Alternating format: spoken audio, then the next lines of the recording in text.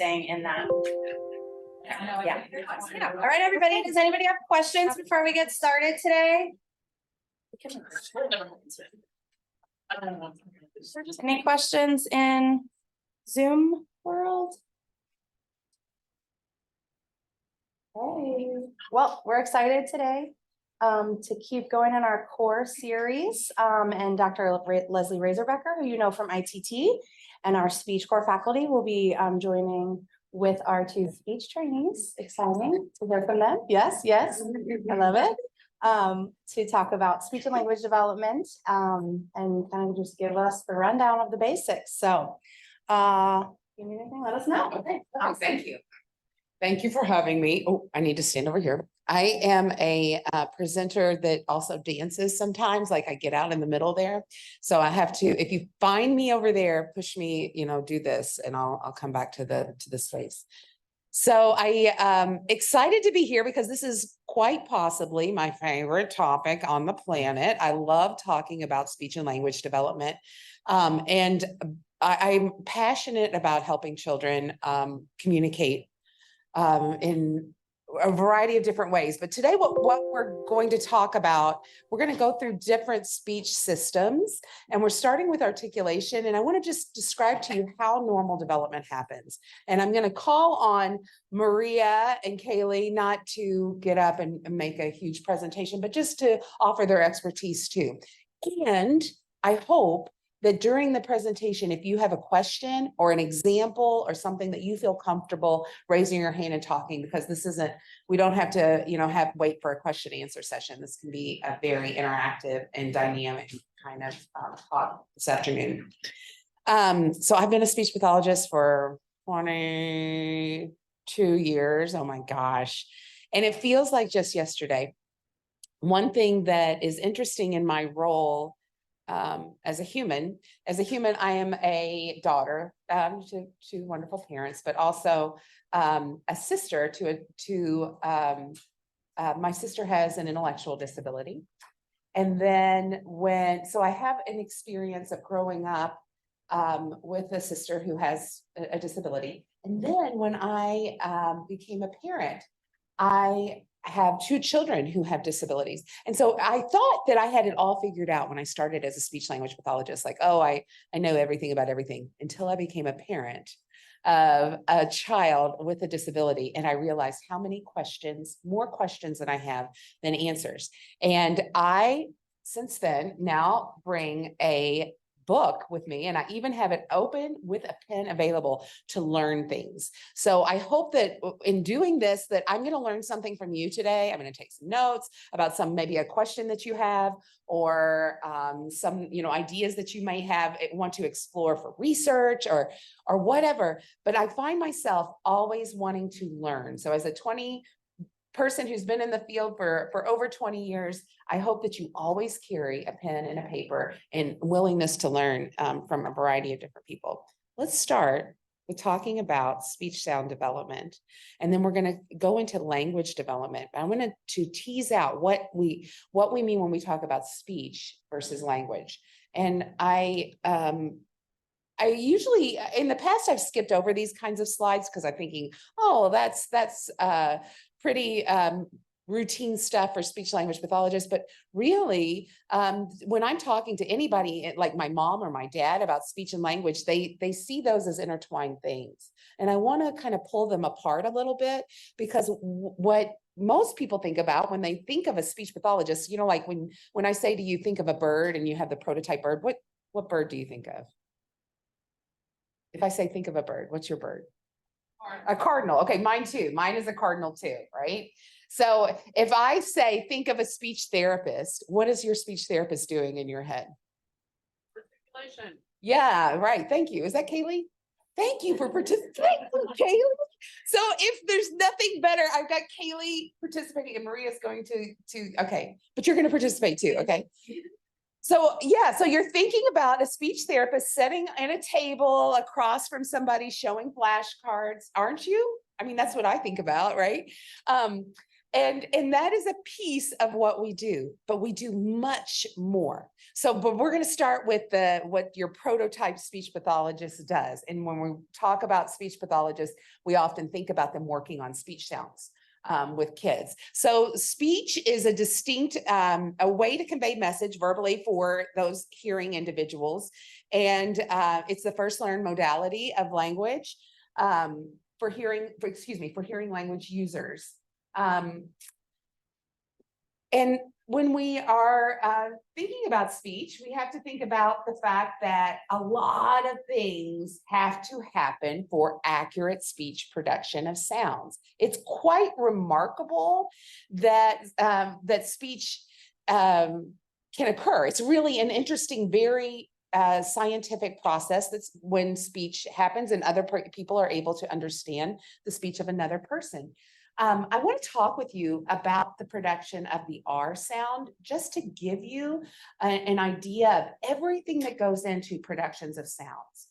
So I like the production of R involves all of these articulators, the tongue, the lips, the jaw, and the velopharynx, which is the area of the back of the palate that would raise and close for production of sounds. The palate is mostly raised, except for in 3 different instances. When we say those 3 sounds, the palate is up during speech production. But in the R sound is quite possibly one of the more difficult sounds to produce. And I want to talk with you about how that sound is produced. So this is the tongue here, and it's sitting in my mouth like this very nicely. And when I want to produce the R sound, a lot of different things have to happen. The tip, or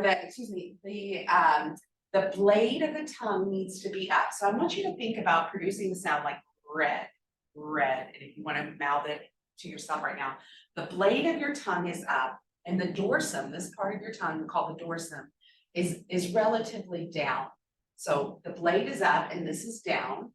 The back of the throat has to come close to the pharynx has to come close to the base of the tongue to provide a constriction there.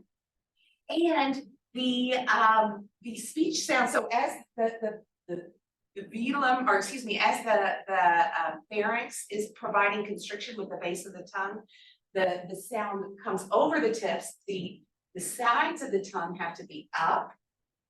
So I want you to do right now, and feel that. I need to stand over here. Nobody's telling me to dance over here. You feel the sides of the tongue up, the blade up, the dorsum down, and there's constriction in the back of the mouth. That is very difficult sound to produce, and especially when children are asked to produce sounds for, to speak very quickly. So a lot of different things go into productions of different sounds. And that is one. Yeah, Maria. Yes. Oh, yes, sorry.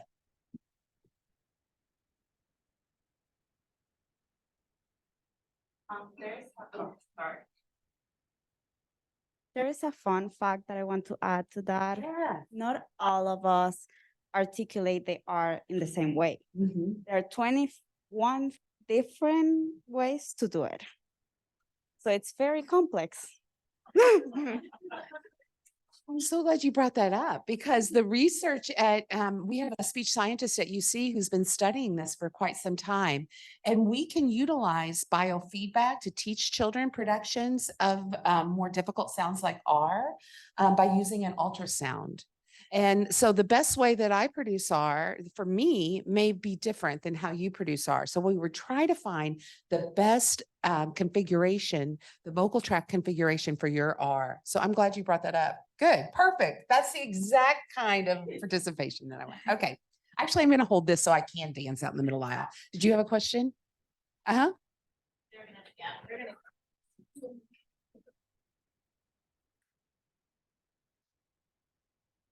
So I just was wondering about R. You talk about how that's the most difficult sound, that creates the most problems. I noticed, like, you might talk about this later on, but like I call it the little kid accent. And like most kids like have that I think it's R's that just come out all wrong. And I'm wondering, like, where is the line? Like, where would you recommend speech therapy, and when would you suggest kind of like growing out of it? Because I think that's typical. Like, a lot of children have that, like, that weird accent that I don't know the formal name of. You probably know. I do not, apparently. So I don't know if you could speak to that. I'm glad you brought that up. And this next slide kind of dances on this. So, as children develop, they go through phases, and like they go through phases of development of speech sound. So we commonly hear several different types of common errors, and we call these phonological processes. So a child may do something what we call fronting, where they take sounds that we typically make in the back of their mouth and they move it to the front of the mouth. So cat becomes tat. So the k and the t sound are made the exact same way, in the exact same manner. They both do not have voicing. So k, t is the same thing, but the one is made in the back and one is made in the forward. So kids will say tat for cat. The same thing with R. We call that gliding when they say W for, well, if a speech scientist were here, she'd probably smack me upside the head, but wouldn't she? But the W for R is commonly how we describe it to parents. And so I'll describe it to you in that same way, is that same like whittle wed whiting hood, like that. Is that the kind of thing that you're okay? So this is a great this speech sound development gives us a rough estimate of when children should be having or should have most of their speech sounds. And we can see that early in development, when children are very young, they're mastering those sounds that what we would consider more easily mastered, the bilabials. So b, p, d, or b, p, oftentimes the duh phoneme is there. So we have moms and dads who are in races to say whose name is going to be said first. And when dads brag about it, I like to point out that the duh sound is the easiest sound to produce, because all the child has to do is raise their tongue to the top of their palate. Duh, duh. So dad gets interpreted as anytime a dad's like, yeah, he said my name first, I'm like, yeah. But I do like to encourage dads. Yeah. Did you have something? Oh, no, I do like to encourage dads, but that is an earlier developing phoneme. You can see here as children begin to age that they're getting more and more. When we decide to intervene is an interesting question, because there are different approaches to intervention in speech language pathology. There's one camp of speech pathologists that say, let's go at the rate of typical development. So if a child is 7 and they're missing the ch sound, that's not, they should have that at 7. So let's start working on that, because, developmentally, that would be appropriate. But then there's a group of speech pathologists who say, no, we're going straight to the wall here. We're going to go with the hardest sounds, and we're going to train children on the hardest sounds. And in doing the hardest sounds, that is going to spill over to those easier sounds. So it's a different approach. And some of this research is in the physical therapy world too. So where are my physical therapists? I felt like you were, but you're not. Okay, there you are. Okay. So in the physical therapy world too. So there's a researcher at UC, Pierce. Okay, do you know of his research? Okay, where he is, I'll tell you guys if you don't know about it, he's looking at post-stroke rehab in individuals. And we tend to think like, oh, we got to go slow with those individuals who are relearning the steps and to walk. And he says, hell no, go fast, turn that treadmill on high for those individuals, because they will do it. And it's the same kind of, and then it assimilates to other areas of their physical abilities. And so that's same way with speech development. So there is a group of researchers who say, go hard. Don't go with the easy sounds, go with the hard sounds, work on those first. But there are other characteristics of speech, and we talked a little bit, I think it was maybe Kaylee, where we're talking about was it Sincere that had the more Intonational differences. Okay. There are other things that we examine and think about as speech language pathologists, just beyond the speech sounds and intelligibility in regards to speech sounds, but also voice quality. And you can think about this yourself. If you have a cold or COVID, you may have some hoarseness. We also are considering and we're thinking about consistently the nasality of speech. So if someone is hyponasal, it is if they have a cold. And when you have a cold, you're often hyponasal because why? What's in your nasal passages? Mucus, right? Gross, right? Snot. So you're hyponasal. So the air is not coming through your nose.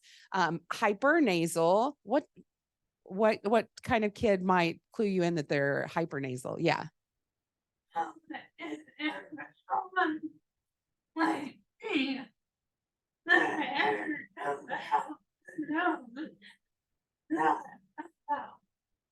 So the air is coming out of your nose instead of your mouth. Is that what you're saying?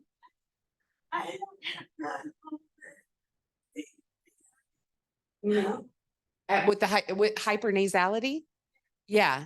And hypernasality, we often see this in children who've had cleft lip or cleft palates. We also may see hypernasality on a child that doesn't have a cleft lip or palate visually, but it might be a submucosal cleft. And they may have that. We also have some intonation and voice quality differences in individuals or children who have had hearing impairments as well. Another area that we consider as speech language pathologists, and this might be part of the person that you were envisioning, the prototype speech pathologist sitting across the table, are working with individuals who have fluency disorders. And there's a push now in our field to, instead of calling them fluency disorders, but to actually say stuttering and cluttering instead of fluency disorders. So I'm going to try to shift the way that I talk about this, even though for the past 20 years I've talked about it in a different way, because I think it's important to honor individuals who are experiencing this type of communication disorder and the preference that they have. So when we think about fluency, we think about the prosody or the natural rate and continuity of speech. And anybody, myself, any of us right now at times are disfluent. We have stuttering that comes up. We insert has, as we're speaking. But when fluency interrupts the ability of the person a disfluency interrupts the ability of the person to express their message to another person, that's when it becomes problematic. And these disfluencies can often be accompanied by something we call secondary characteristics. And those characteristics may be facial grimaces. They may also have some kind of hand movement that will help them get out of a stuttering incident. And that is the hallmark of what would be typical versus not typical disfluency. Oftentimes, I worked in preschool programs and Head Start programs in Cincinnati when I first moved here in the early 2000s. And the number one thing that parents were always concerned about when coming to me about as a speech pathologist is, I think my child stutters. And it is a legitimate thing that children go through. When they're 2 or 3 years old, you're going to hear children with massive disfluencies. So they are going to sound as though they are stuttering. And that is a typical piece of development. When do we get concerned? We get concerned, one, is if it's emotionally impacting the child when they're producing their sound, if they're getting super frustrated. But also we get concerned if we start to see those secondary characteristics come up. So if a child is disfluent and they're just talking, and they're disfluent and they may, I want to go to the park. But they don't seem to be bothered by it. No one's, we typically would encourage parents to just say, that's probably typical disfluency. But if we see a child who is, that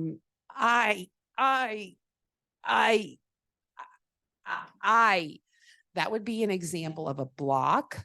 And with that block, you could see some of my secondary characteristics of squinting my eyes. that would help the child get through that. That may be more of something that we may want to provide an intervention for.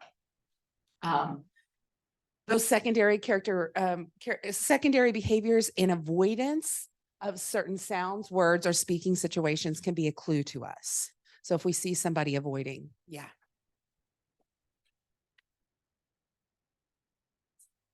How do you determine if the stuttering is coming from like a language development or like an anxiety or something else standpoint that might cause stuttering? That's a really great question. And I will tell you that we do not know. As many years, if there have been people who stutter, and I think it's even evidence in like the Bible and, like of different people who stutter, we don't really understand stuttering and why it happens. Still today in 2023, we don't really get it. We have some hypothesis about what it is, but we don't necessarily understand why it happens. So to your question, and now I've already forgotten your question, what?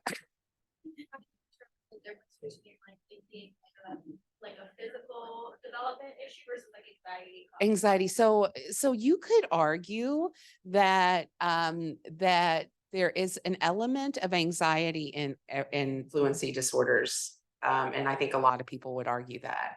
And if in the brain research that's done, a lot of times people who have fluency disorders, and I'll talk to you a little bit about cluttering in just one second, they often have also have a diagnosis of ADHD, OCD. So there's something going on up here in the brain that's a little bit different, that's not neurotypical, that may be playing into why a person would have disfluency. So anxiety is certainly a part of it. And if you think about it, which came first, the chicken or the egg? I'm not sure, because if you're scared about speaking and then you get up to speak and you have disfluencies, and then that reinforce that. Most of our treatment, especially with adults who have disfluencies, is really about acceptance. And once you get to that place of this is who I am as a person, this is how I talk, things, isn't life about acceptance, I think, maybe? So we're talking about fluency, but other areas as well. Kaylee, or do you have something you want to add? There is more research coming up about that. That is not anxiety that causes the stuttering, it's the stuttering that causes the anxiety. Thanks for saying that. Thanks for saying that, Maria. Did you have something too?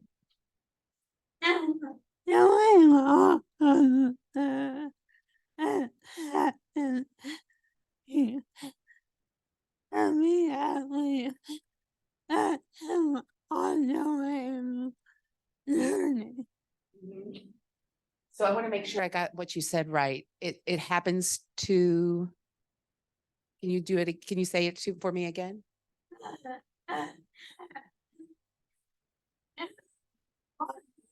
Ongoing. I see. Yeah.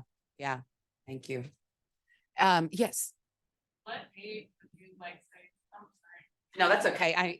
I kind of like that I'm getting steps doing this. So I'm not gonna be. So like what age would you say like that stuttering would be considered, like you would like have like red flags, like okay, something's probably going on, versus like if they're younger, Yeah. and they're You've got a great question. These are great questions. I appreciate that.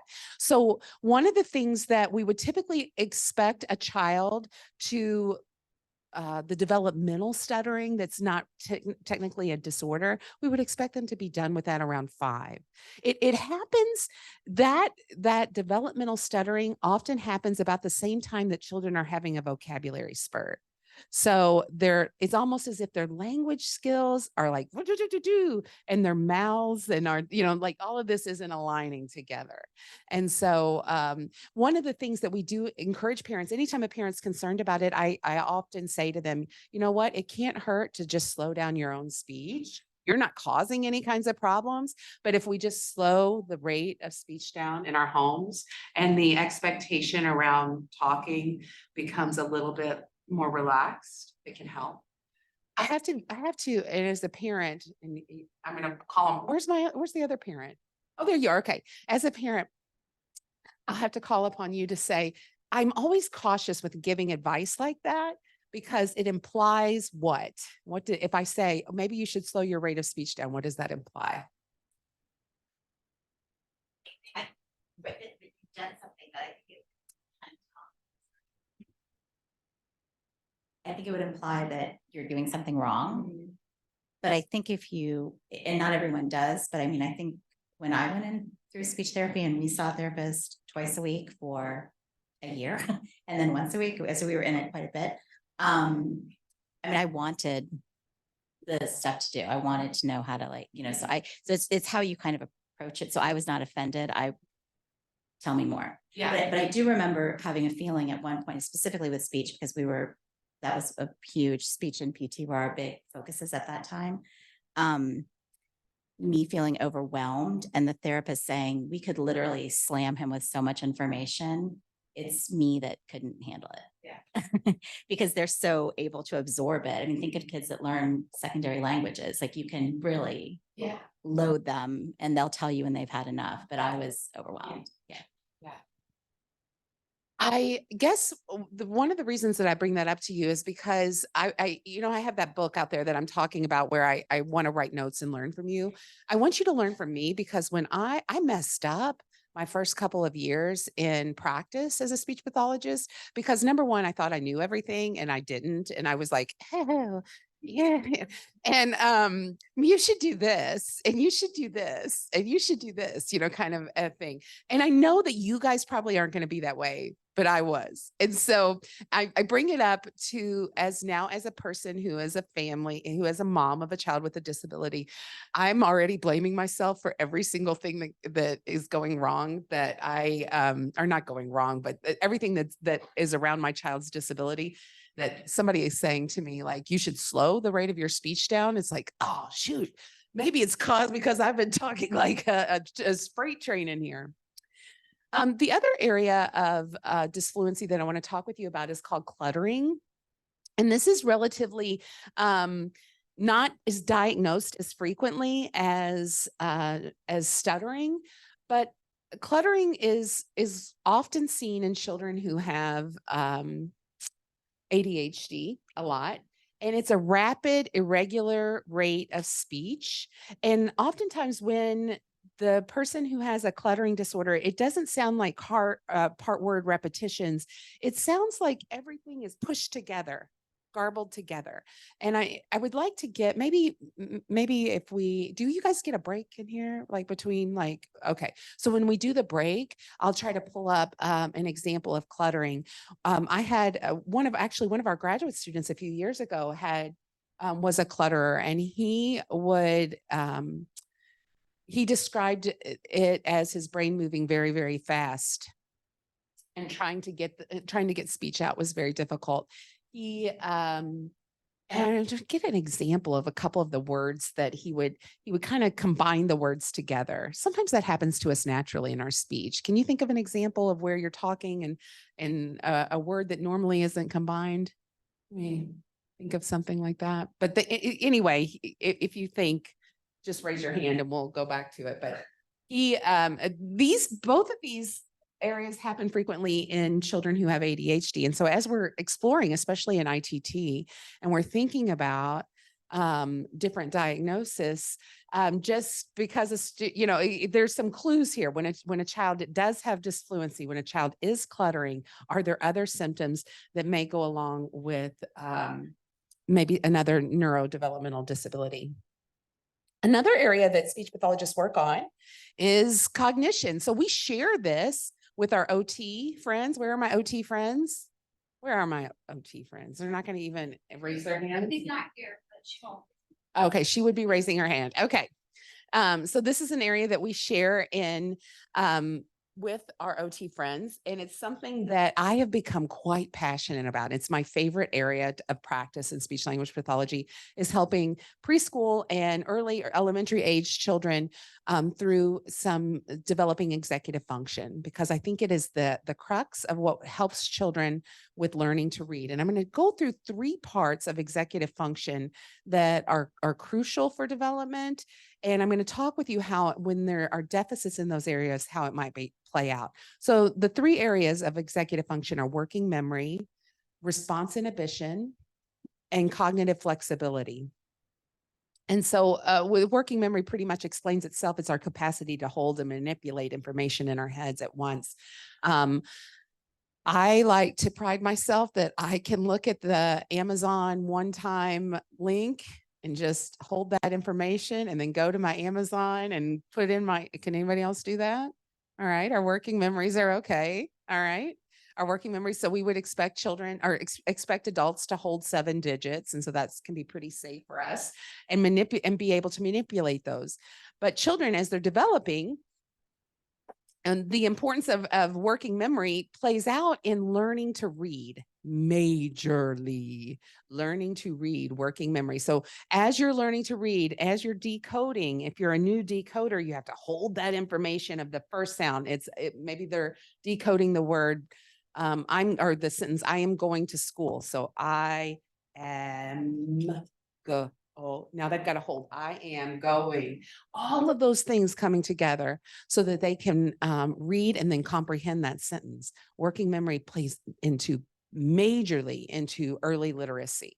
So it's some things that working memory enables little kids to do is remember and connect information while reading, perform arithmetic problems, follow multi-step directions without reminders. That I know, what was it your kid? It wasn't, I can't remember. What was it, Vincent with working memory? I'm just trying to draw some connections here, but I feel like following multi-step directions was a challenge for Vincent. Yeah. It was a challenge for him. So some working memory. It'd be interesting to see, where's our psychologist? Okay, so I wonder, did you do Vincent's, like where he stands with his working memory? Did you do a test of? Here, he did like the cognitive. Uh-huh. But just based on what she found, got a hard time following multi-step directions, remembering what to do and actually. Yeah. So just holding that in the space to be able to do it. So what are some ways, if you were developing an intervention, that you might be able to support a kid like Sincere or Vincent, who's having trouble with working memory and following multi-step directions? What are some things that you could do? Yes, amen. Is that you, Carrie? All right. I couldn't see your mouth move, but I was like, that's Carrie. I got it. Carrie, yes. Absolutely. That can be very supportive. Visuals can be very, very supportive. And I would even suggest that if I had some ideas for you, if you were designing interventions for kids around working memory, that you have visual supports for play scripts as well. So those visual supports can help them learn play scripts. And also, if you're working on cognitive flexibility, you may change up the play script by moving parts of the play to different areas so that can encourage flexibility as well. The other area is inhibitory control. So there's 3 areas: working memory, inhibitory control. This is our ability to have somebody cut us off in traffic and we do not go to jail, right? So it's our ability to push down that impulse. For my son, one of the things that's difficult for him, my older son has very significant ADHD. Both of my children have ADHD, but one of my sons has a very significant ADHD. And I think the teacher that called us the second day of kindergarten had him diagnosed, but she was like, he cannot stop talking. He is an impulsive talker. And he, and so waiting until he's called upon was a very big challenge. It's interesting. I will tell you, I'm a late diagnosed ADHD person. And if I'm looking back on my life, I don't know if anybody else is an ADHD person. My life makes sense because I was always talking in school, and every single report card said, Leslie will not be quiet. Leslie spent time in the hallway because she would not be quiet. And so one thing that I wanted to point out to you as we're working on diagnosing children and we're thinking about things is that ADHD plays out quite differently in girls versus boys, right? So last year in the ITT case, we had a girl, and one of the things that she was impulsively talking. She talked all the time, and everybody was like, "Oh, her language skills are great. Yay, her language skills are great." And that was a signal to me like, "Oh, I wonder if she may have." I'm going to trip over this chair, and there's going to be a hospital visit here later. I'm just going to let you guys know. But ignoring distractions, staying on task can be a challenge for kids in school, especially. We see steady growth in this, and we would expect that by the time a child is 3 or 4 years old, they should have it. Now, kids, my child has he had prenatal opioid exposure along with a lot of different other harmful substances, my youngest son. And so he definitely has some executive function weaknesses. And what's interesting about him is everything was good. We're going okay. And then in daycares, he started to get dismissed from daycares when he was around 3 or 4. And the reason why is at 2, if you get frustrated and you bite your playmate, a lot of other parents are understanding, and you can still attend that daycare. And then as you age, that is where I could see my son's executive function skills not on par with his friends, because he could not inhibit that impulse. So if somebody took a toy from him, the natural reaction of most 3-year-olds is to do what? Hey, she took that toy from me. I do a really good 3-year-old, by the way. But she took, so I'm sorry, I am like a distress. Talk about ADHD, right? Like my phone things. But that was a clue that Sheldon was going to have a more significant deficits in executive function, because he was being dismissed from multiple daycares. And we'll see this with children a lot, because children who have executive function weaknesses, because by the time they're 3 or 4, the demands for a child in a preschool program or a daycare are going up, but children who have these deficits will not be able to meet those demands. And then last is cognitive flexibility. And I like my things in a certain way, right? But it's the ability the capacity to switch gears. And so we can think about this too. So Carrie mentioned picture schedules for working memory support, but also for flexibility as well. This supports a child's ability to move flexibly, because they could see the pictures on a schedule change or move. But it also supports just their notion of what's going to happen next, because switching gears can be a challenge for children who have executive dysfunction. This also plays into how we learn rules of grammar.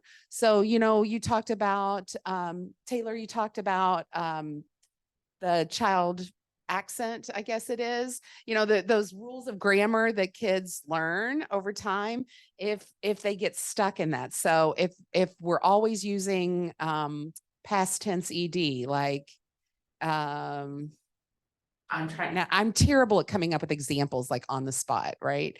But a child who has learned that and is overly applying it to any situation. Yeah. Oh, it is. My personal favorite is I runded or I randed.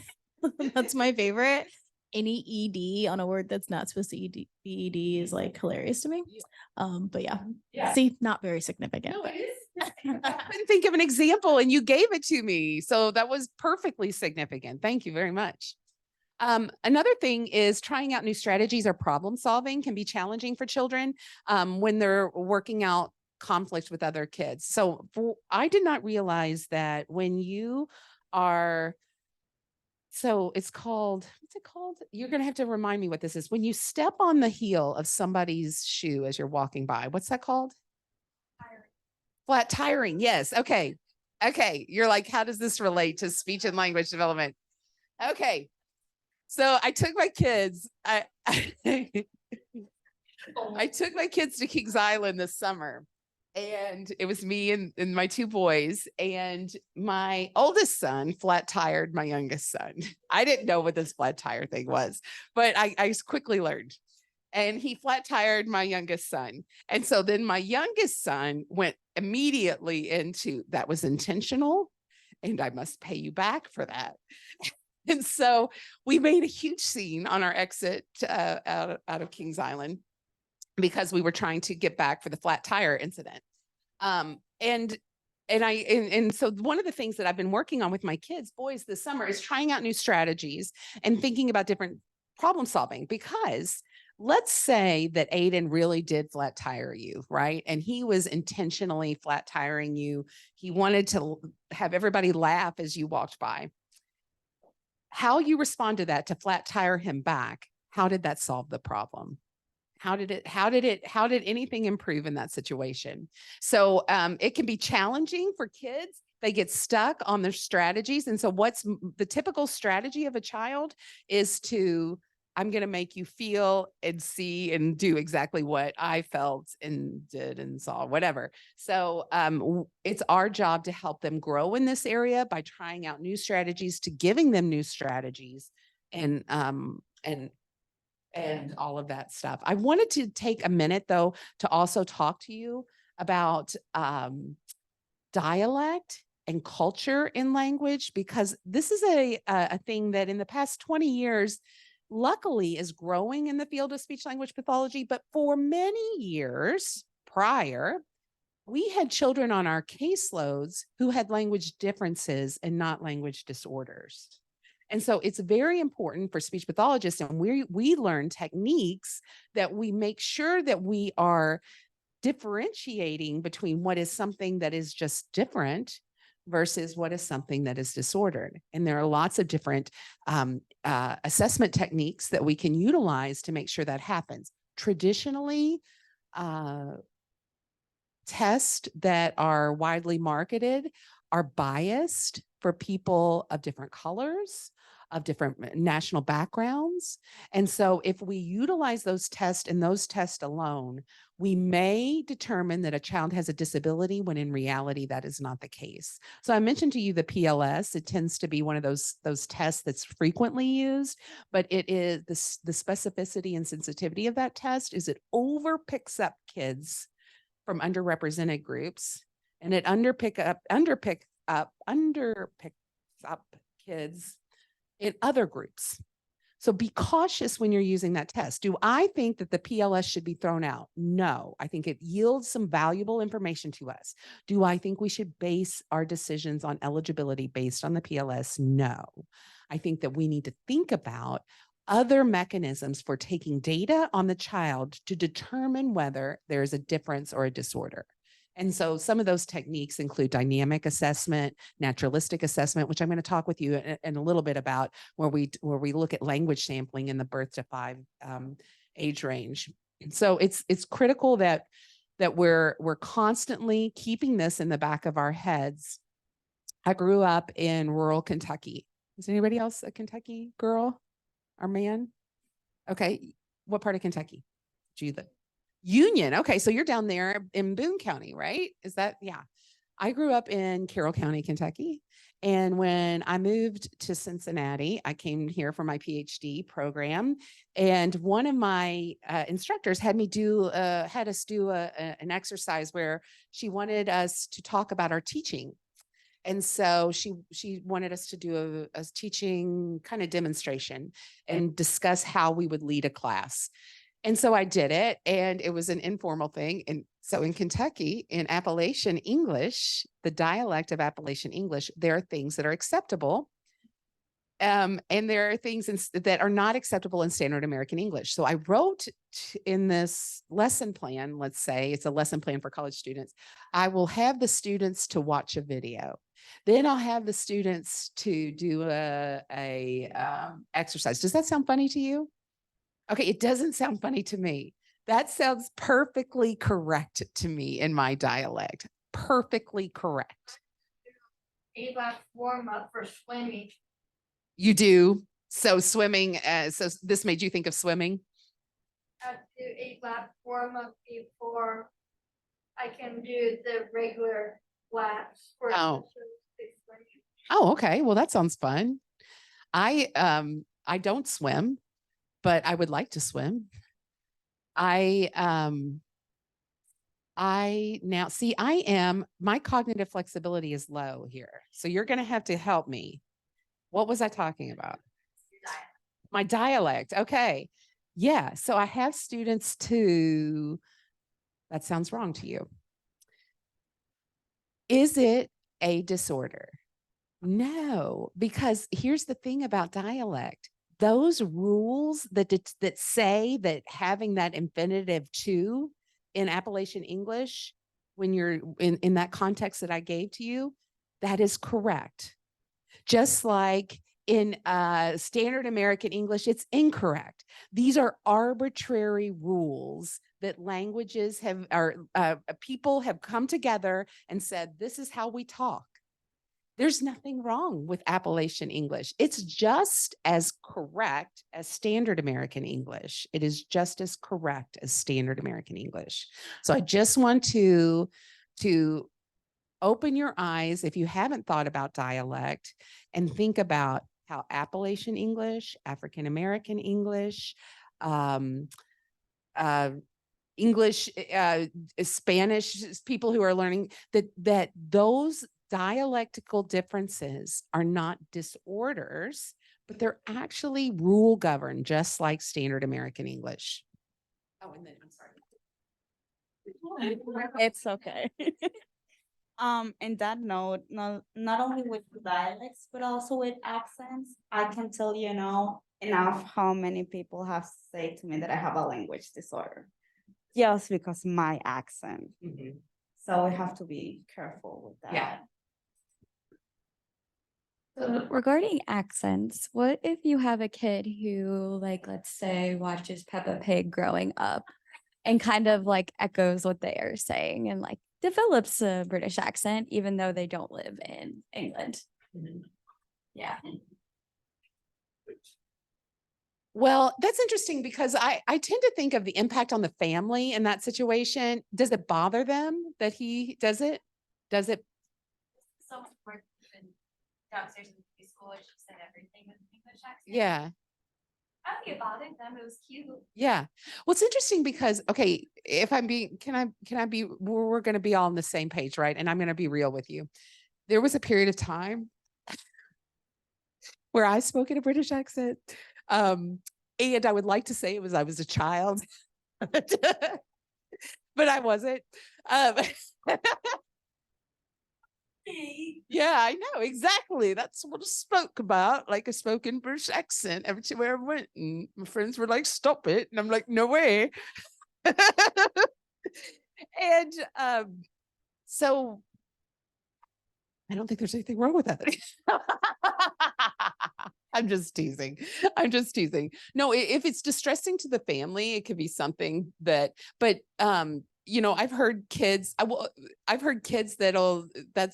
sound completely different than their families, especially children who have autism. Their intonational patterns will often be very different. Did she? Okay. See, I'm kind of questioning, like, I know I just got the ADHD diagnosis. Do I have the autism diagnosis too? I don't know. I don't know.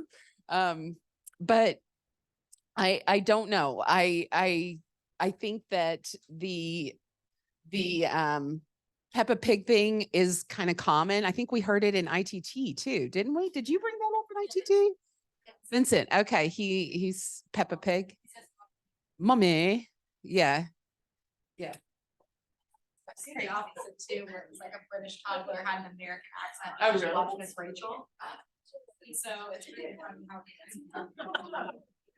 I went to the bathroom for a shorter period of time. So I don't know if you talk about this, but like regarding like language deficiencies, like African American vernacular English and stuff like that, how would you like react to that, such as like correct the child to speak proper grammar American style English, or Well, it's kind of the same thing about the Peppa Pig thing. Is that bothering the family? Like, and if it's something that the family is interested in, like, okay, I don't want my kid to speak African American English, or I don't want my kid to speak, Appalachian English.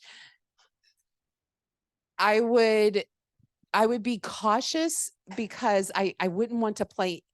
I want to bring value to the fact that that the difference there is important. Like, we often have. Let me back up this example, and then I want to hear from you about it too. But we often have families who are they're speaking Spanish at home, and they're sending their kids to school and speaking English. And parents will ask us, should I stop speaking Spanish at home so that they'll learn English? And the answer is no. So when people are bi-dialectical, like they can speak in standard American English and African American English. I think I'm bi-dialectical. I can speak Appalachian English and standard American English too. And British English, correct. Except it's like not really good. It's just kind of halfway good. But anyway, now see, daggone it, what is wrong with my mental? Bi-dialectical. Oh yeah, so there's actually value in that. So when parents tell me, like, I don't want my kid to speak African American English, I only want I'm like, no. We want them to speak African American English and standard American English and how many other, because of the meta piece of language. So what I mean by that is, when you have multiple different ways you can speak, you can see that language is arbitrary, right? It's like, it's a whole new level of cognition. Like that's super smart in my beliefs here, that it's super smart. And I think we have some science to prove that the children who are able to speak two dialects, two languages, that those children have meta skills in language that other children who are only one dialect, one language, that they are maybe missing than children. So when parents come to me and would say that, I would challenge it a little bit, but of course, I want to make families happy as well. So, but I would challenge it. And Kayla, did you have something you wanted to say? And then do you want to have a, No, go ahead. Okay. All right. Yeah. So in terms of like correcting them is kind of like what you're asking.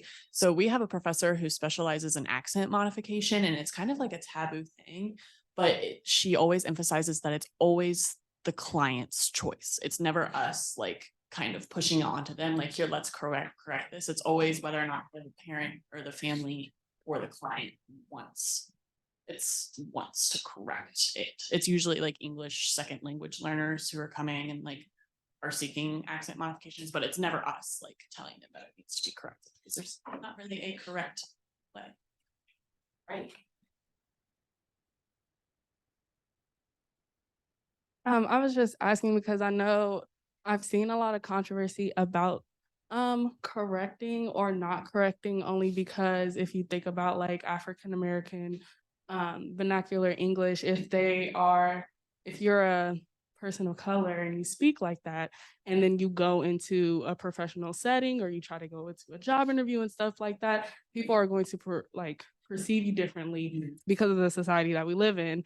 Therefore, we call it code switching. You want to kind of change how you're speaking. Therefore, people are able to perceive you the way that you want to be perceived.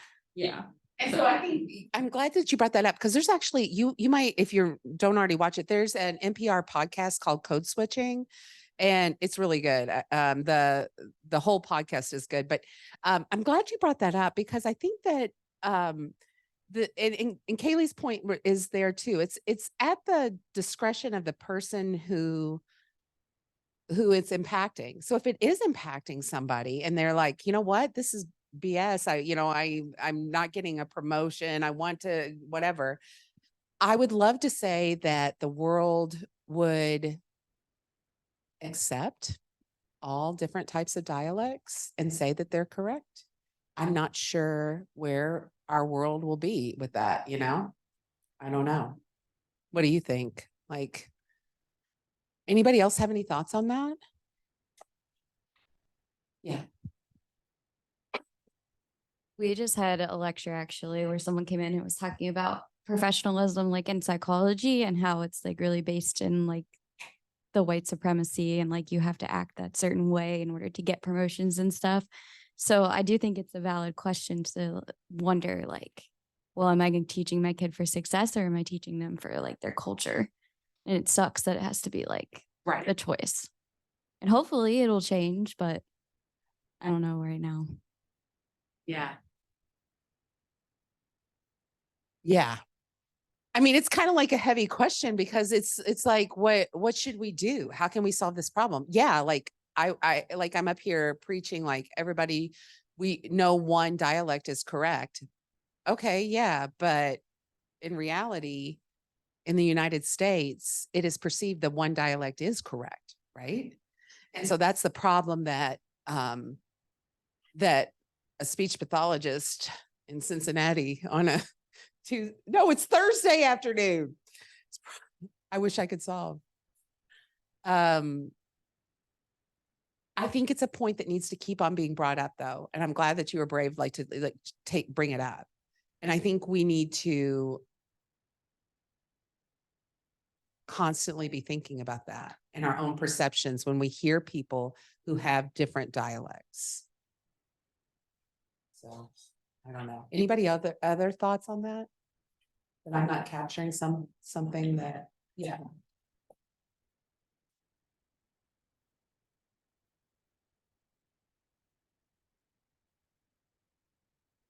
Kind of another fun fact, everyone has a dialect. So people might think that like in Cincinnati, there is no dialect, but there is, even if you don't hear it.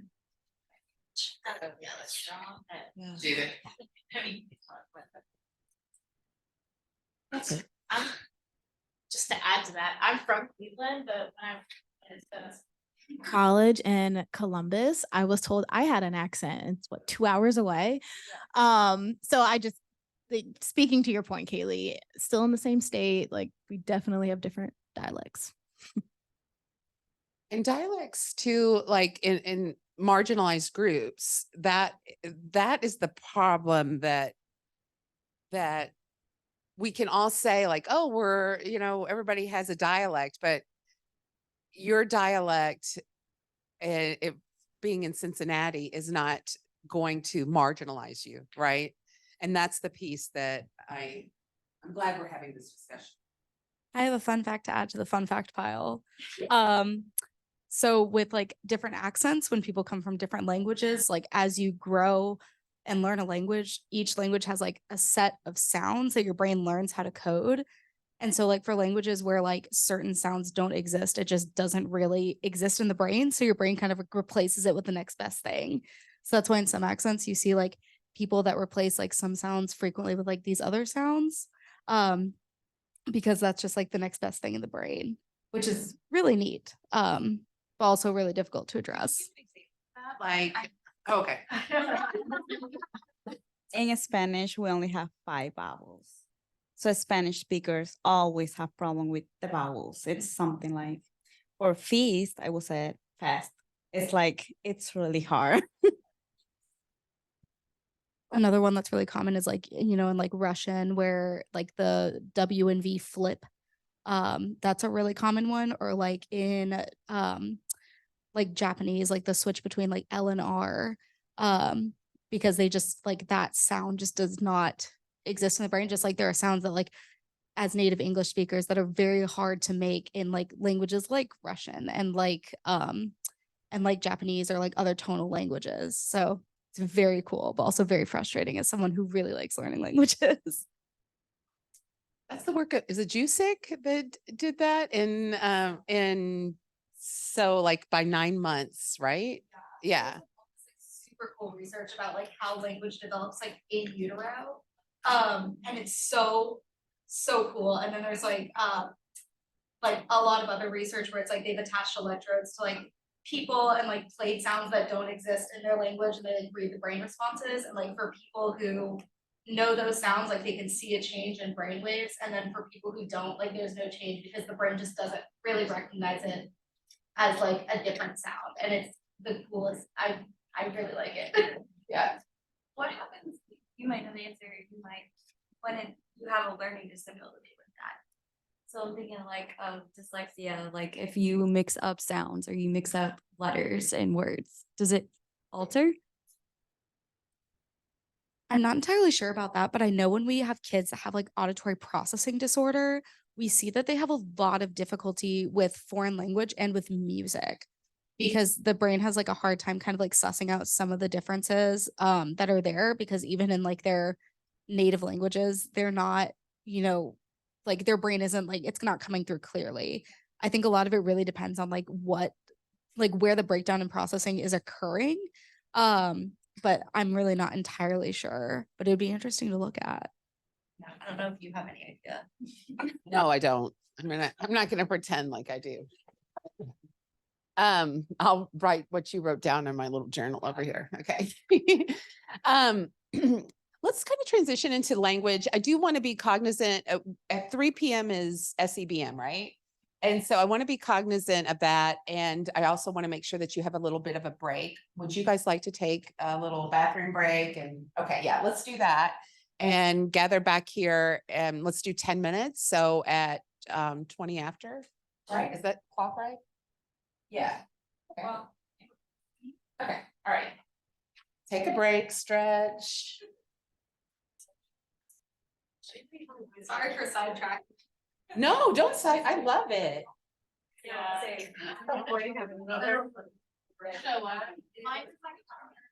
You're what? I know, it's exciting. It's so exciting. That is straight in your book. That is just Canadian language. That's what Oh, I yeah, texted him okay. earlier and said, is that on a Okay. so yum with the and I'll share the space that's right in your wheelhouse. I'm gonna totally be checking She this doesn't out. cook, she only bakes. Well, I was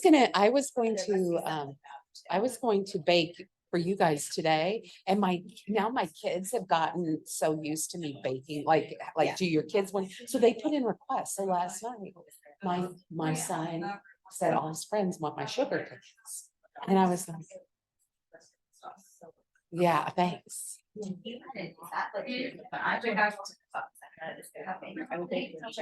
Yeah. Click, yeah, That's it. Everyone else. Are you looking? yeah. Like if I'm in. Yeah, I do, and I don't mind if they come in, but I Sometimes it's play just- music. Yeah. Yeah, Yeah, like Yeah. nobody come. Yeah. Ask me anything right now. If that's too long. Yeah. I just wanna like. feel it. yeah, Well, yeah, yeah. I just need a little. There's no way it's off. Yeah. You're married. Yeah, Yeah, but I don't. Yeah, yeah, I have a kitchen like this, that way too, it's just a kitchen, Yeah. So the time, Yeah. like, the end of the night. Yeah. And go into the other room. it's done, No desires for any. I love There it. you go. Thank you Okay, guys. it's down. Hi.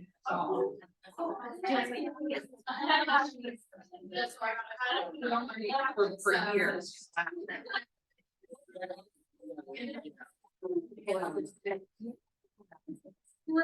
That's great. I'm glad you were.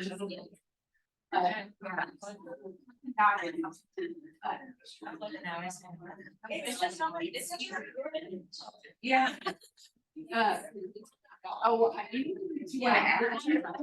Just place your hand. How do you get out? Yes. Yeah. She retired. Yeah.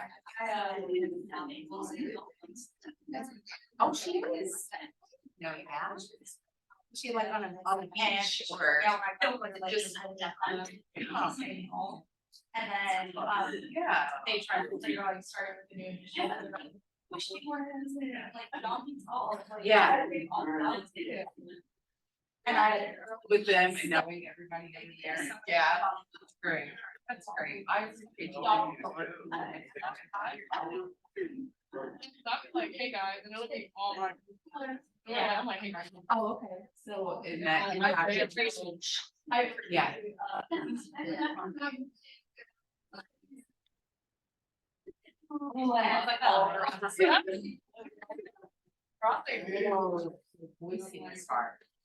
Yeah.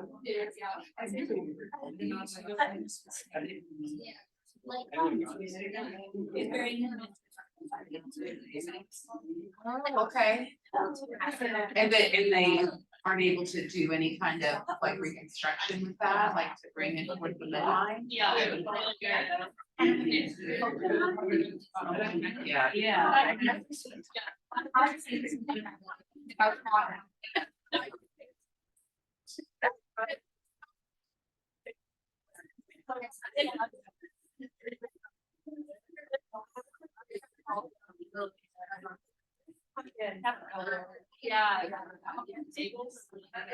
I tried those, but they had it once. And they never left.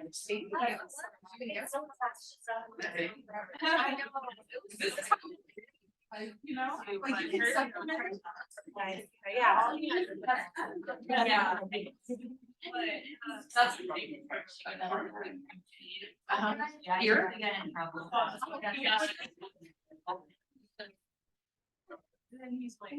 Learning. They are. I don't hear.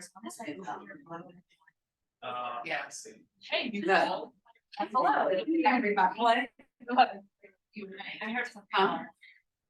Yes. Yeah. No, yeah. You know what you have to say. okay.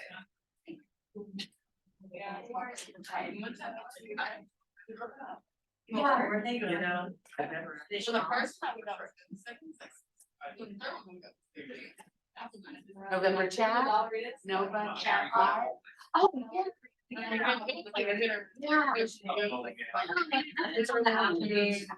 Yeah. Maybe she was like more. Yeah. Well, I mean, it's a challenge because it's like, it's something additional, you have to. Yes. It's just not as easy to just like say, you know?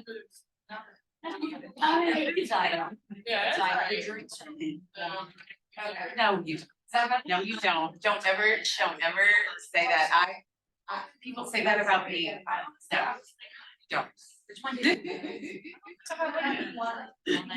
Yeah, okay, you gotta go to their wall. Yeah, that's the place. There's nowhere to.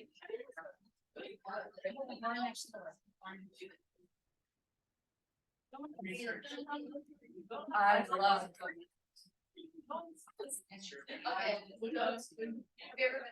It's the bar next to it. So I'm gonna. It's.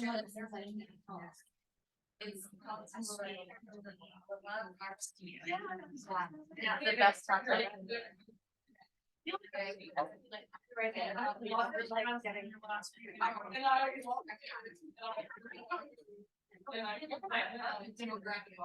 But like it's been looking at. Yeah, I know. It's like I'm building a team. But I really need to get on the first time. Okay.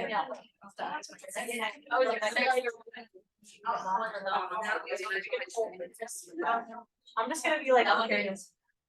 They have it, I probably do. I'll make it with the guys. I'll be over. They might have to go. I just didn't like it, just get all of it. Like, they're like, what? Chinese, I'm like, I need my.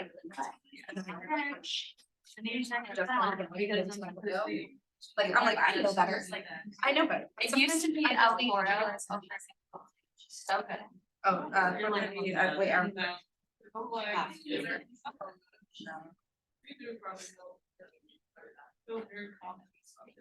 wait, but they've changed a lot. No. But they said they are, they're certificates. I've gotten more. That's, it is, there's a place that does like that, like English drinks like that, you know, it's called Tiki Bang Bang. And they do, it's like very, like, it's like tropical. It's really cute, it's like a little spot. Yeah, it's a fun little bar. And it's like, I feel like I've been more just 5 or 6.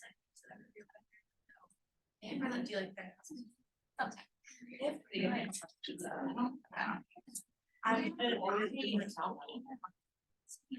the only place I've ever gone where I like it is. Do you guys don't know what you're doing? Okay, so we do, but I forget where it is. And actually.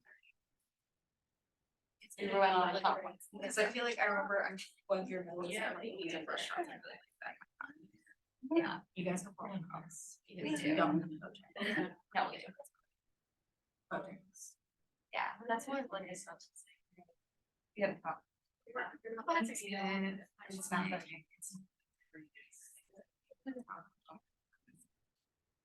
they have the best part. They get like a little, they do like hash browns, they do like little hash brown wraps, so like little puffs. And it tastes like amazing. Hash browns. I don't like smaller guys. They're not as good. I've had those. And they're like they're smaller and they're really they're like this. Bojangles the boy wrap. They're this big. And they're like that thick. But they're really good. And then they have a Cajun chicken biscuit that I've heard of other the 80s. Like the way I'm getting down to it's not like the first one. I'm like what's the like I'm that's yeah, we. It's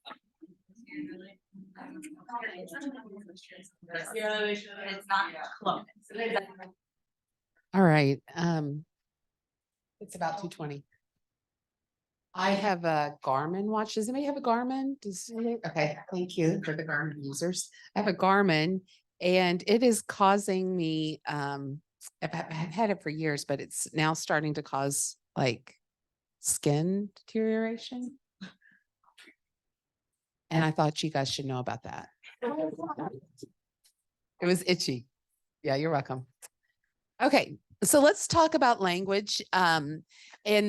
And language is our ability to share ideas with one another. And we have talked, I think, in our ITT rooms about, this is the rooms, there's not other rooms, but the ITT, that we can classify language into receptive, what we understand, and expressive, what we're able to speak or use or gesture, sign, whatever. We also want to consider written expression and reading comprehension in those areas of receptive and expressive language as well, especially as children get older. So there are 5 components of language: phonology. These are the speech sounds; morphology, the word forms, and grammar. I'm going to give you some examples here in just a second. The syntax, this is sentence structure. The way sentences are put together and sound correct or incorrect. So I gave you an example earlier of my Appalachian English. I'm fixing to watch something, right? You know, that would be an Appalachian English okay, judged as okay in Appalachian English syntax. So the sentence structure works in that situation. Semantics is basically our vocabulary, our meaning of words, and pragmatics is the social use of language. So how we execute language to get needs met, to interact with the world. So here's a doggy. So if we're talking about the components of semantics, we could talk about the vocabulary words. So what are some of the vocabulary words you see there? The dog. No one wants to speak. Best. Best. Oh, who said that? Okay, thank you, Raz. Vest, yes. Do you think that that's a service vest or or is he in a life vest? It looks like a life jacket. That's what I think so too. Okay, just confirming. Grammar. So if you had to talk about this picture, you could say the dog is wearing a vest, and that would be present progressive tense, right? The dog is wearing a vest. The social discourse of talking about a dog in a vest. We could talk appropriately or inappropriately about that. We're going to talk appropriately because we're in a classroom, but I'm not sure what would be inappropriate about it, but I'll make it weird for sure. So anyway, then meta and super linguistic features too of speech. And this would be our inferencing, meaning from the context, and non-literal or figurative. So if you can think of something that you would say that would be non-literal about this picture, can you, like, he's, I don't know. So non-literal would be like something that is, I'm gonna give you an example, like it's raining cats and dogs. The cutie pie. He's a cutie pie, right? Exactly. That's good. Yeah, well, positive things, or they can, she said he's a cutie pie. Is he really a cutie pie? Yeah. He's not a pie, right? But yes, he is a cutie pie, but he's not a pie. Face looks like he's paralyzed a little. Maybe he's turned around like, ha ha ha, I'm going swimming and you aren't, kind of view in my world. I don't know. But that's perfect example. Somebody said cutie pie. So that would be another like non-literal figurative speech. And that can be challenging for some kids, especially children who are on the autism spectrum. And we can also do some inferencing here by what would be your inference about what's going to happen next for this dog? Dog's gone swimming. Yes, thank you, Red. He's a big dog. He is big, isn't he? He's cute. I had a flat-coated retriever that looked kind of like that before. Okay, so one of the most well-known people in our field of speech language pathology is this guy named Roger Brown, and he talked about language development and classified it into certain stages of development, especially in the birth to 5 range. It is the birth to 5 range, and he looked at what typically happens with children and what they're doing. Can you guys? You can't hardly see this, can you? I'll point some things out to you. But you can see here that Brown has divided language development into stages, stage 1, 2, 3, 4. And you can see that within each stage, there are different aspects of language that we would expect to see. So when a child is 12 to 26 months, they're typically using one-word utterances. And as children grow, we're expecting their language to grow as well. And you can see here that some of the tense markers start to appear. So when a child is in the range of being around 2.5 or so, we should start seeing that the present progressive tense, like ing, I'm walking. And they should be able to use words like in and on and have S plurals, so regular plurals.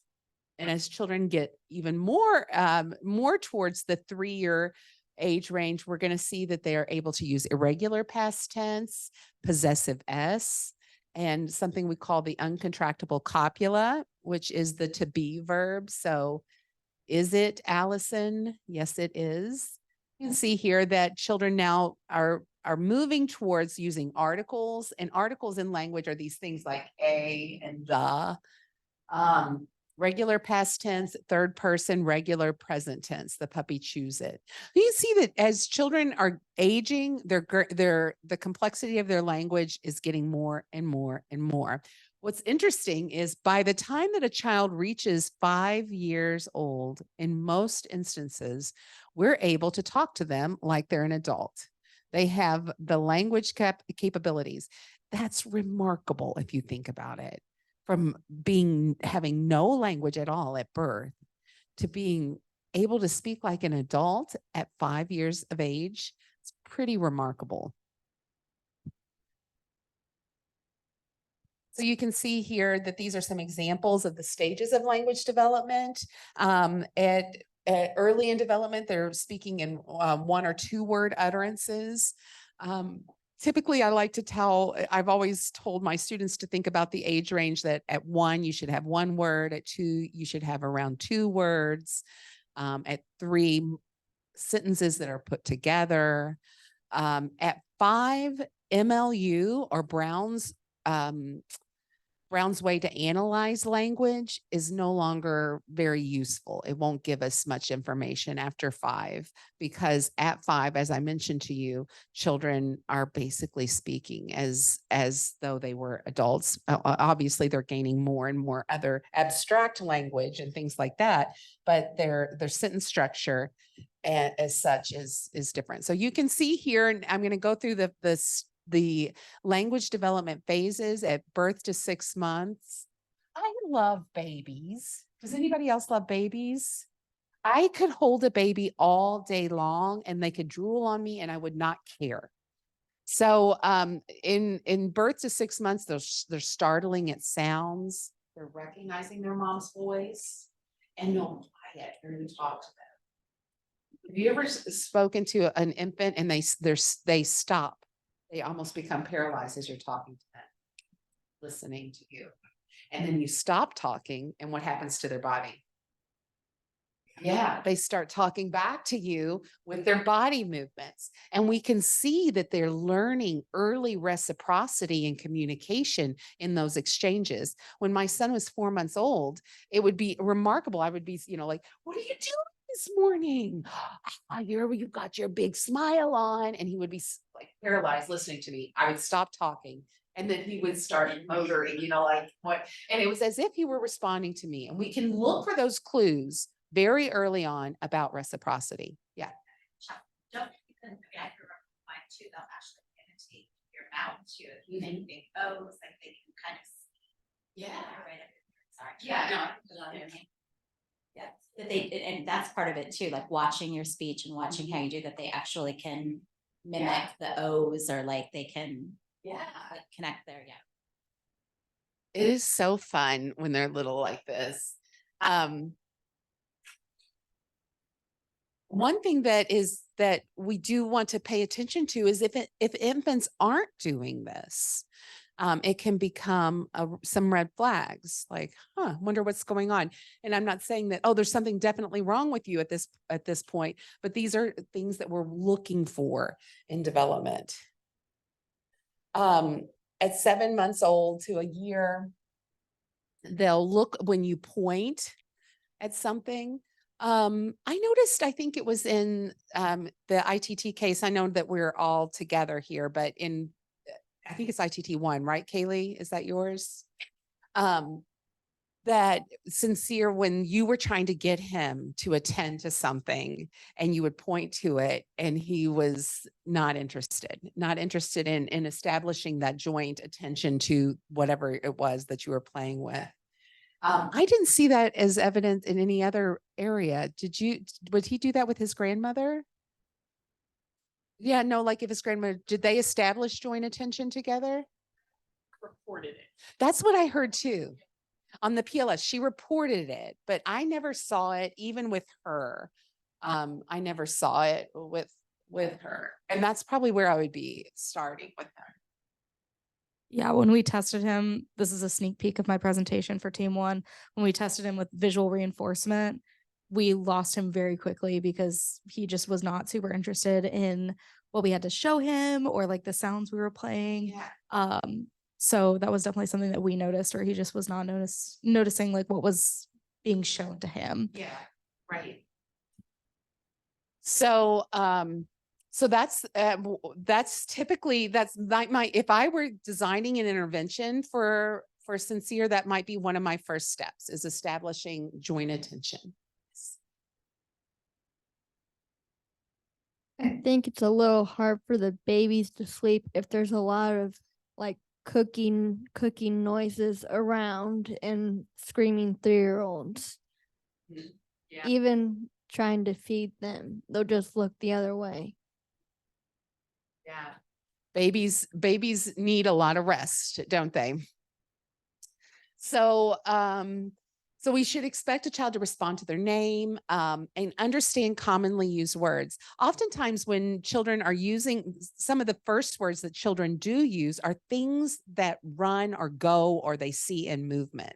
So you'll often see, cat or dog or something that's in their household like that, that's in constant motion. Mom and dad are common first words. Bottle are common first words, as well. Does anybody have a story about their first word?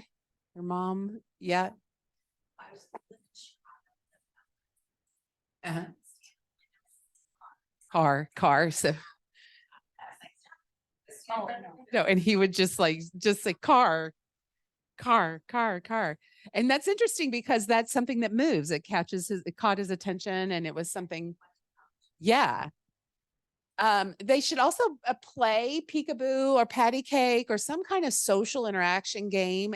And this may be variable. And this is something that I do want you to consider, variable between different cultures, right? So in my culture, where I grew up, we would play the So Big game. Does anybody else do that?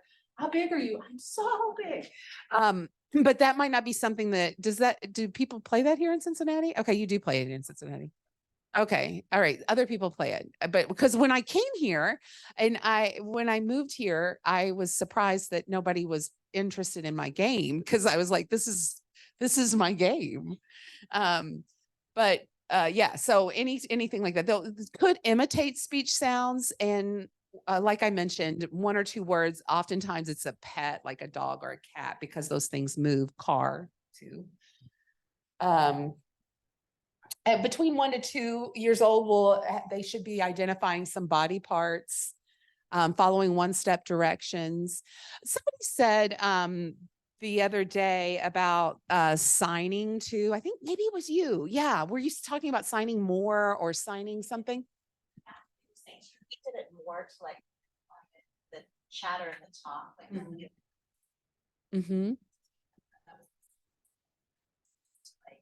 To use sign to. Yeah, you were saying maybe like slow down. Yeah. Yeah, absolutely.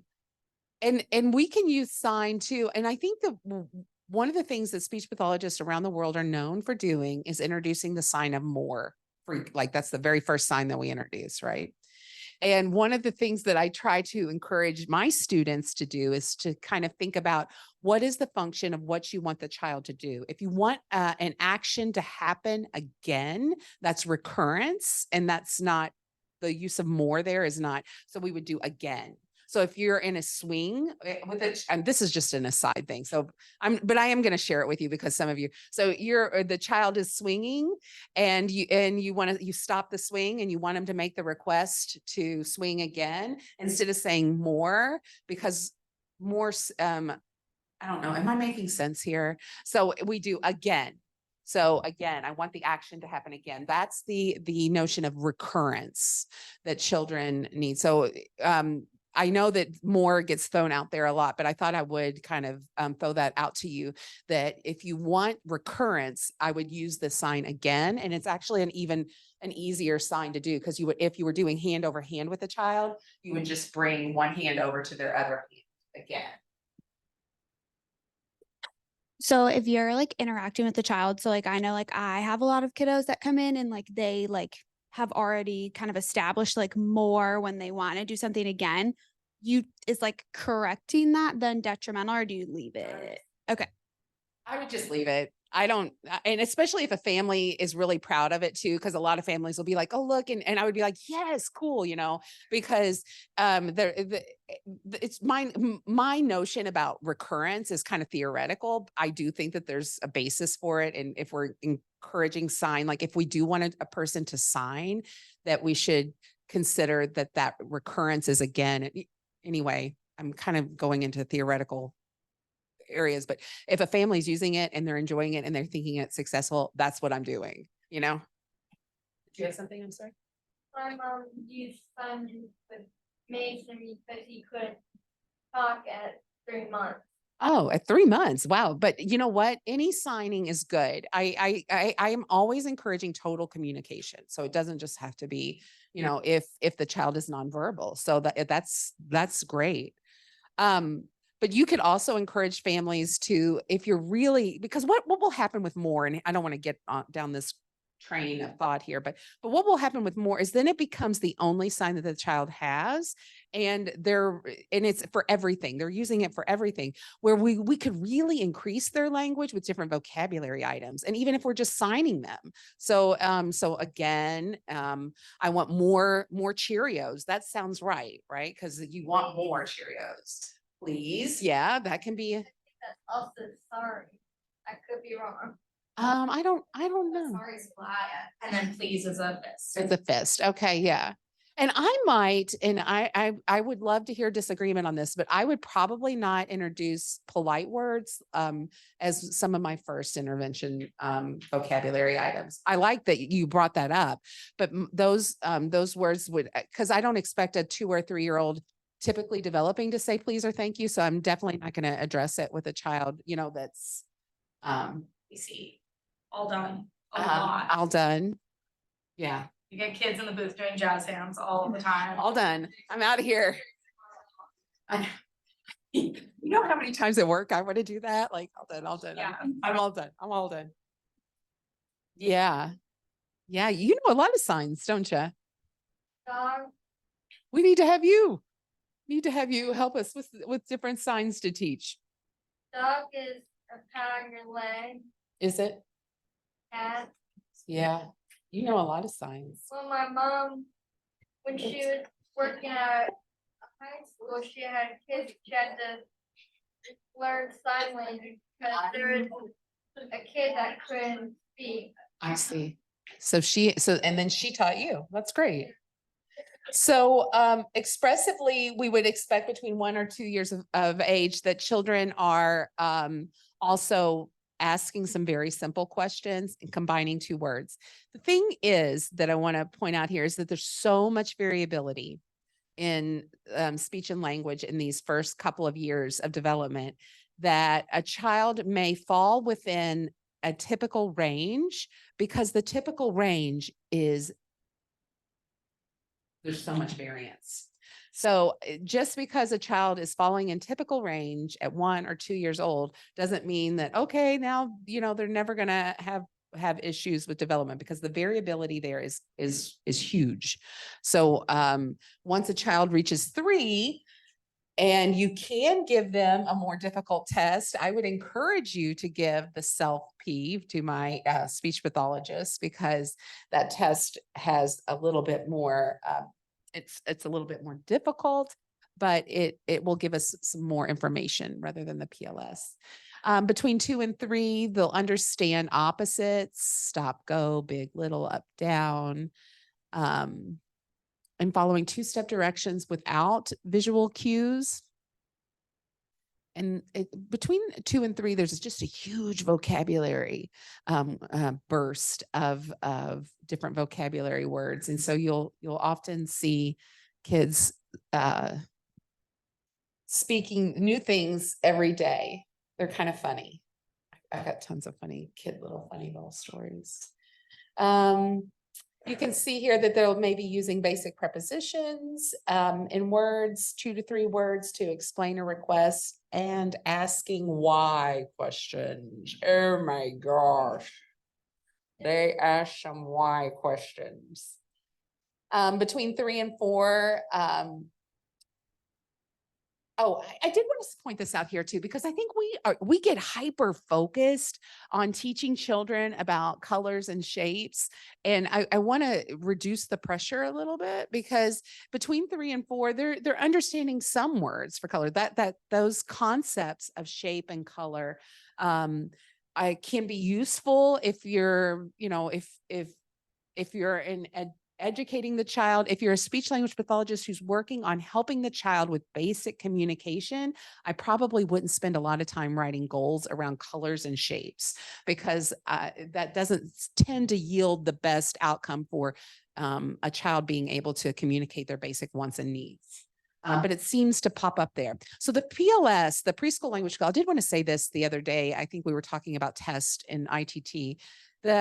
All of the language tests, there are items on those tests that are like, for example, on the PLS, there's a shape item. And I've seen that children miss that item on the PLS. And what does the speech therapist do? Not here at Children's, but I've seen this happen, is they will write a goal directly related from a missed item on a standardized test. Don't do that. And I can't even imagine in any other discipline where it would be. But in this situation, it's not functional for that child's communication. If we're writing a goal for them to use colors because they missed that item on the PLS, or shapes because they missed that item on the PLS, I would recommend against that, because what you want to do is find goals that will support the family in helping that child with communication in their natural environment. And if that will, great. But I don't know how many times we go around, saying green, red, orange. Do you? Oh, you guys are tired and you don't want to laugh with me anymore. Okay. First, next, last. So around this age, around 4 or 5, you're going to start to hear kids tell stories, which are really fun.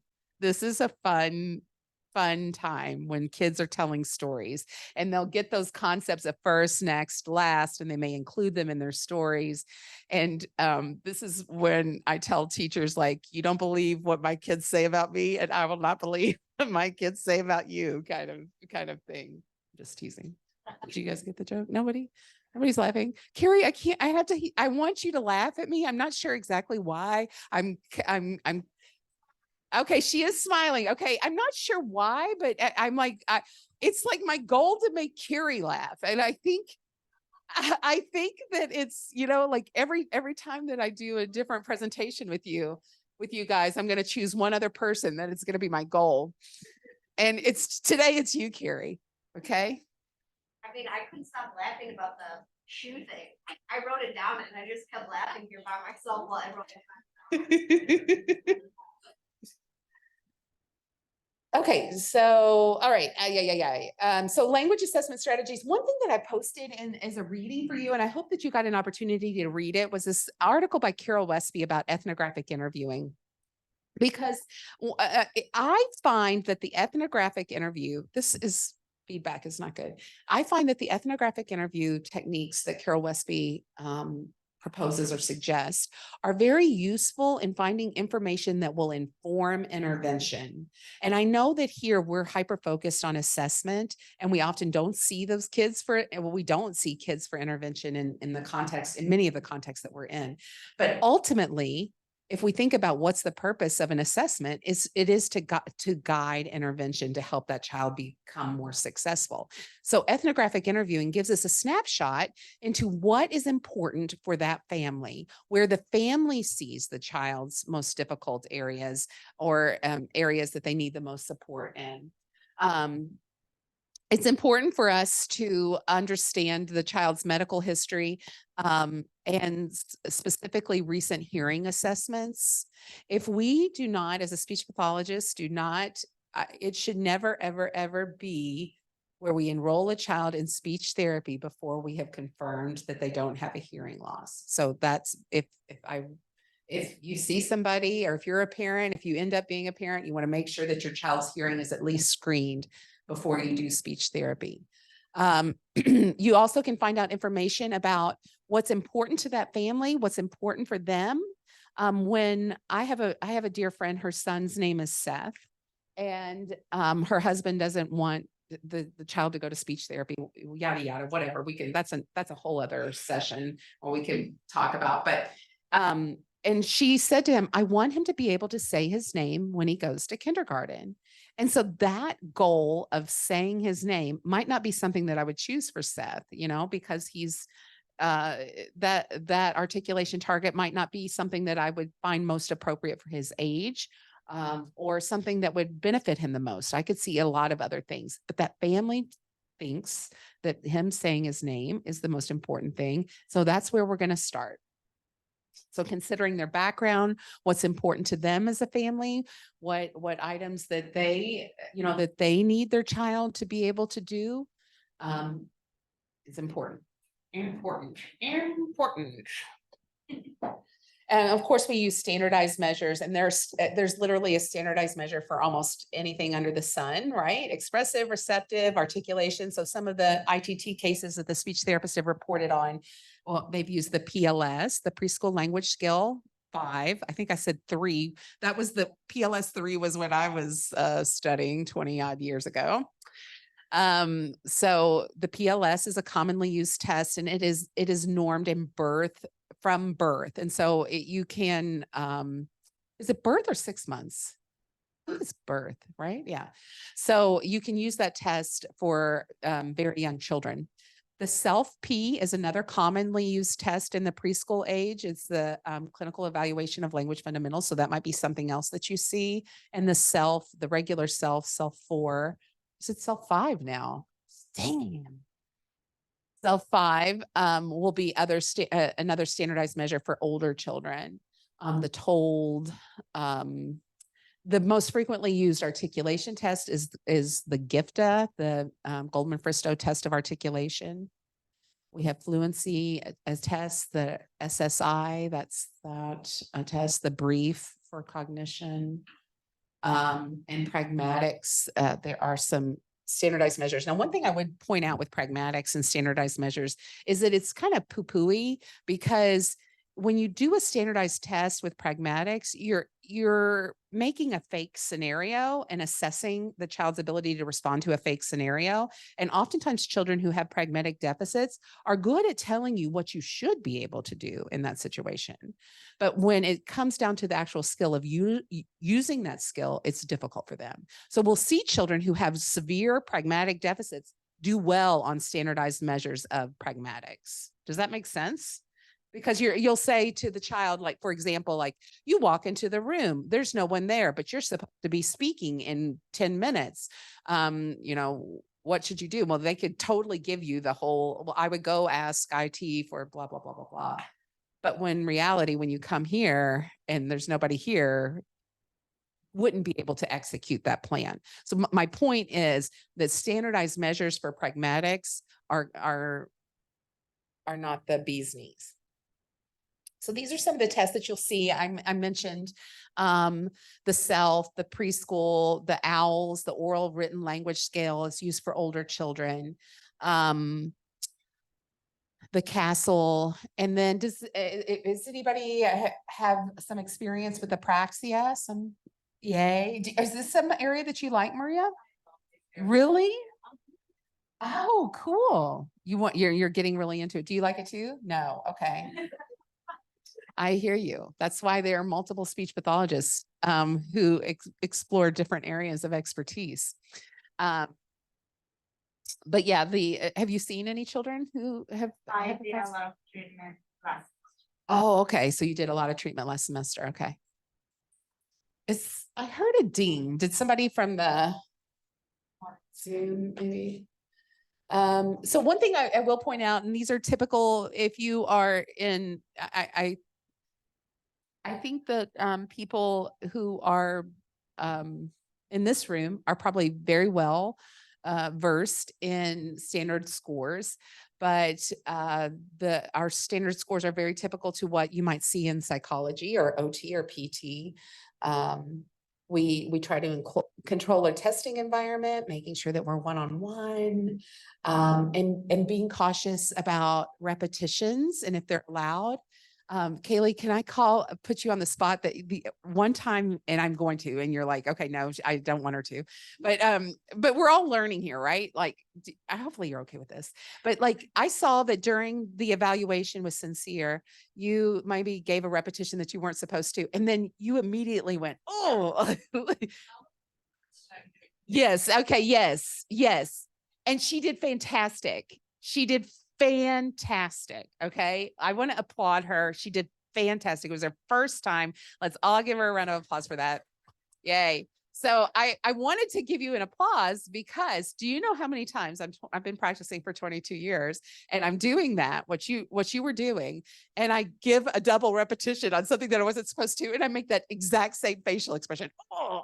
Make sure I didn't say an explicit word. Well, you did a very nice job. And the reason that I called out the is because 22 years later, you're still going to be going, oh, I just gave a repetition when I wasn't supposed to.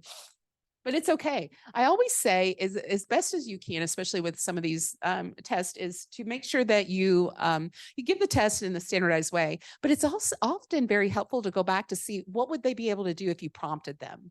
So if I did give them 2 repetitions, could they get this right? If I gave them a visual prompt, or if I excluded one of the choices and they only had 3 to choose from instead of 4, all of those different things might be able to help you design your intervention, because you're going to know where they are, right? So when I am assessing, that's what I'm thinking about. How will this information that I'm getting help me to design an intervention that will be helpful for this family, for this child?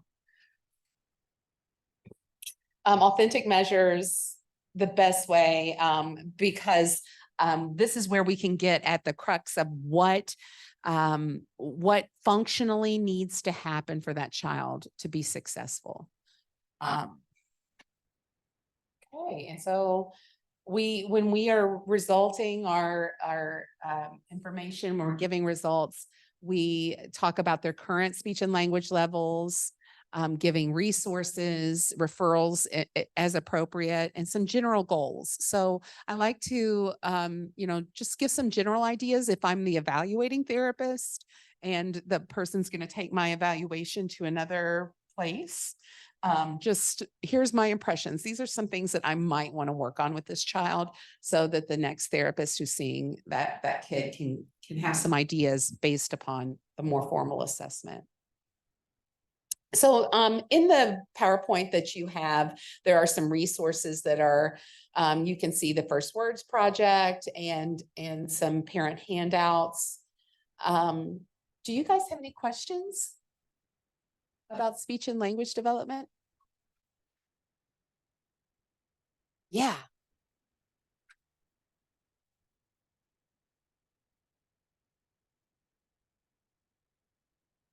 Hearing all this, I'm kind of thinking I need to put my daughter back into speech therapy. She's getting it at school, but we were going for a long time, weekly, sometimes twice a week, but it's a long process. And so my question now is, like, I understand her and a lot of family members understand her, but her speech is not clear. And you have to use a lot of context clues depending on like what's going on. You can kind of put it together.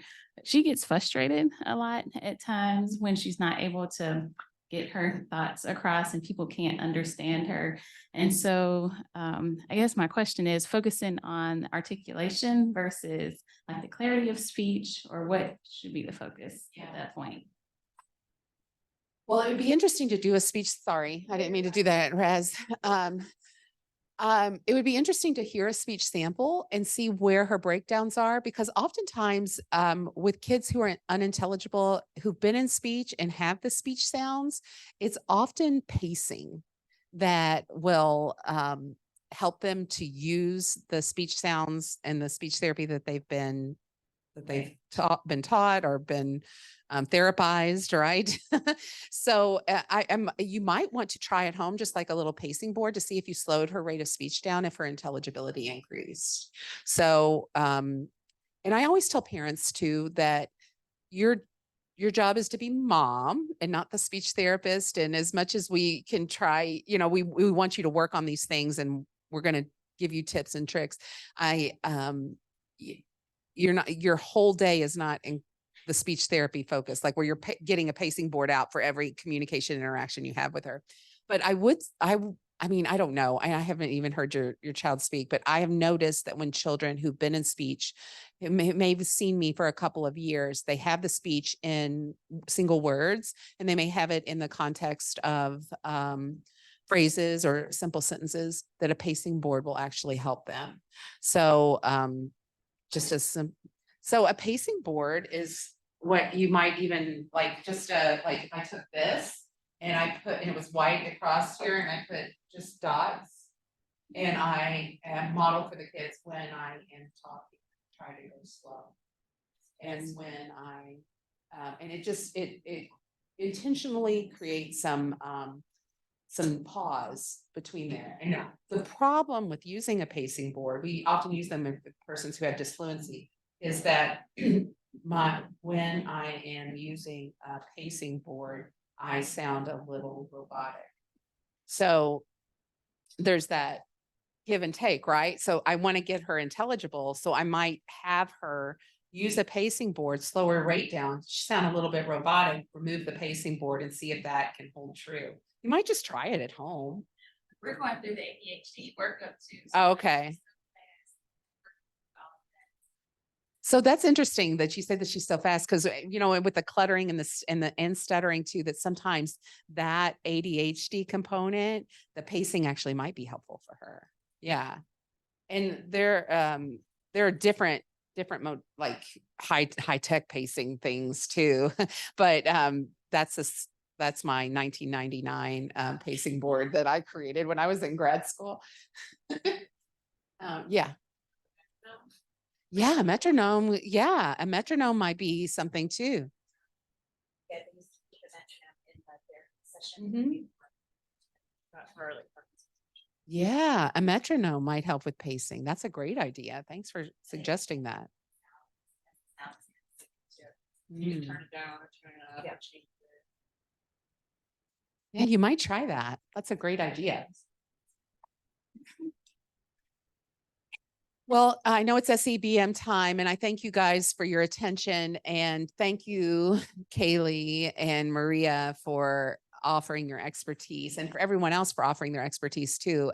That's very helpful. And I have written down something that I've learned about a baking show. And if you have anything else that I need to know, please tell me so I can write it in my book. All right. Well, you guys can reach out to me anytime with questions. Thank you.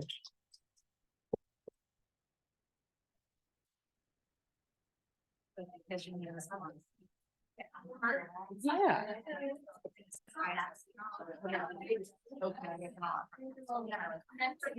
I guess it's next week. Yeah, I saw.